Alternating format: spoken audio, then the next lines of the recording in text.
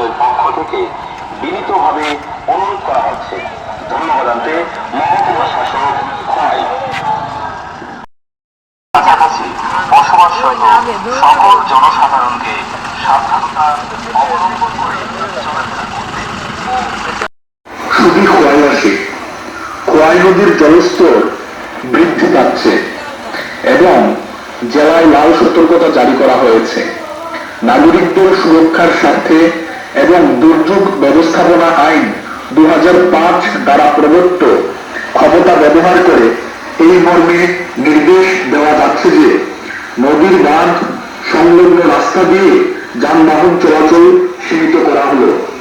শুধুমাত্র অ্যাম্বুলেন্স, ত্রাণ কিংবা উদ্ধার কার্যে নিযুক্ত ব্যক্তিবাহী যানবাহন, দুর্যোগ মোকাবিলায় নিযুক্ত কর্মকর্তারা এবং প্রয়োজনীয় সামগ্রী বহনকারী যানবাহনগুলি এই রাস্তায় চলাচল করার অনুমতি দেওয়া হল। সরকারি আদেশ পরবর্তীতে জারি করা হবে।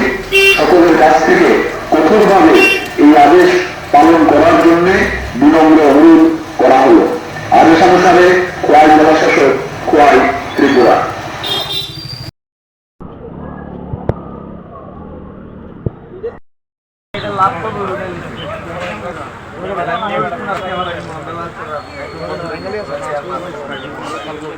সাইড নেই,